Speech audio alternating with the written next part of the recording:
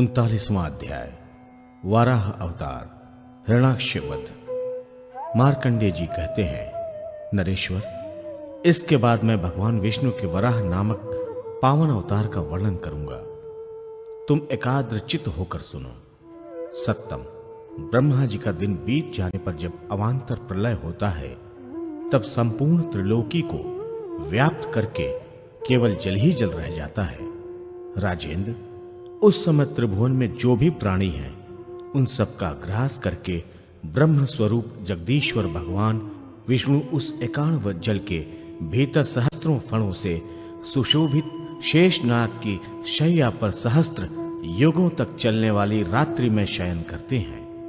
पूर्व काल में कश्यप जी से दिति के पुत्र रूप में हिरण्याक्ष नामक महान दैत्य उत्पन्न हुआ था।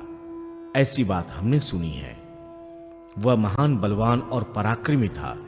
वह दैत्य पाताल में निवास करता था और स्वर्ग के देवताओं पर आक्रमण करके उनकी पूरी पर घेरा डाल देता था। इतना ही नहीं, वह पृथ्वी पर यज्ञ करने वाले मनुष्यों का भी अपकार करने के लिए सदा प्रयत्नशील रहता था। एक बार उसने सोचा, मर्त्य लोक में रहने वाले पुरुष पृथ्वी पर रहकर देवताओं का यजन करेंगे। इससे उनका बल, वीर्य और तेज बढ़ जाएगा। ये सोचकर महान असुर हिरण्याक्ष ने ब्रह्मा जी द्वारा सृष्टि रचना की जाने पर उसे धारण करने के लिए भूमि की जो धारणा शक्ति थी, उसे लेकर जल के भीतर ही भीतर रसातल में चला गया।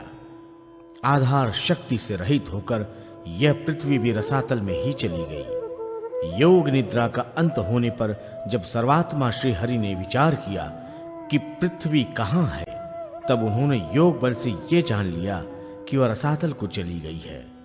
नराधिप, तब उन्होंने वेद में लंबा चौड़ा दिव्य वराह शरीर धारण किया, जिसके चारों वेद ही चरण थे। युप ही दाढ़ था और चिति मुख। मुखमंडल स्थूल और छाती चौड़ी थी। भुजाएं बड़ी बड़ी थी। अग्नि ही जिह्वा और स्नुक ही थुथुन थी। चंद्रमा और सूर्य विशाल नेत्र थे। पुर्त और इष्ट धर्म उनके कान थे। साम ही स्वर था। प्रांगव ही शरीर था। हवि ही नासिका थी। कुश दर्भ में ही रोमावलियां थे।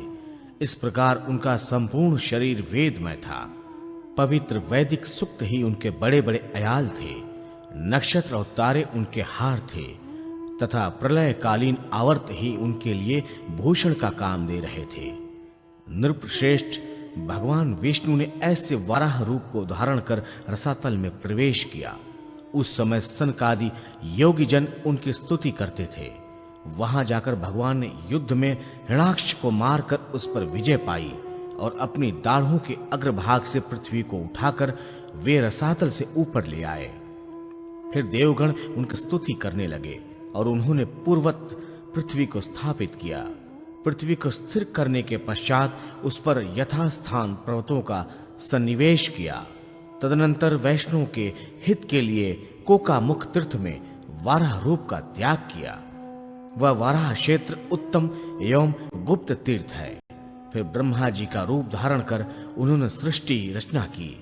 इस प्रकार भगवान विष्णु युग युग में अवतार लेकर संपूर्ण जगत की रक्षा करते हैं। फिर वे जनार्दन रुद्र रूप धारण कर अनंत काल में समस्त लोगों का संहार करते हैं। जो मनुष्य वेदांत वेद भगवान विष्णु की इस कथा को श्रवण करता है, वह भगवान यज्ञ मूर्ति में अपनी सुदृढ़ बुद्धि लगाकर समस्त पापों से मुक्त हो उन भगवान हरि को ही प्राप्त करता है।